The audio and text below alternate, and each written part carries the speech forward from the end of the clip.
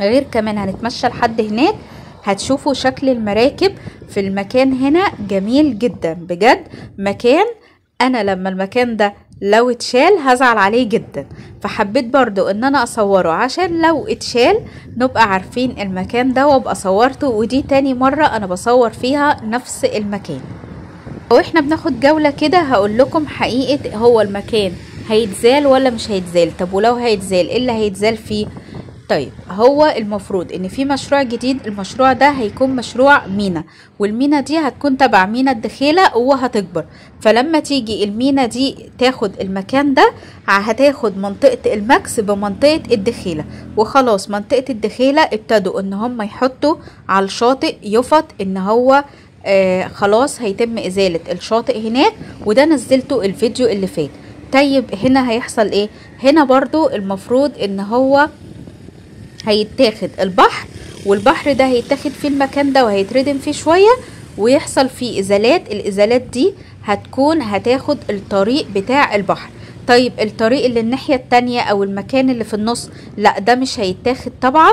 المكان اللي على الطريق الناحية التانية ده مش هيتم فيه ازالات خالص، لكن الطريق هنا نفس الرصيف اللي احنا واقفين عليه هي الازالات هتكون في الطريق ده.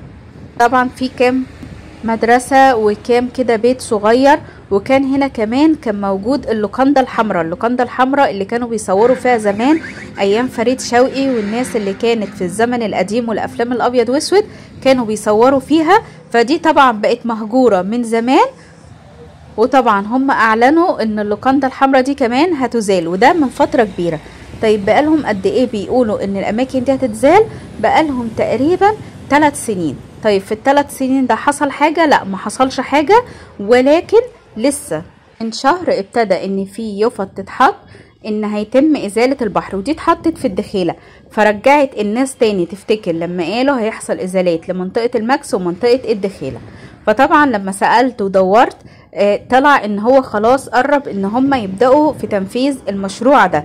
طيب المشروع ده هيبتدي امتى بالظبط؟ الله اعلم.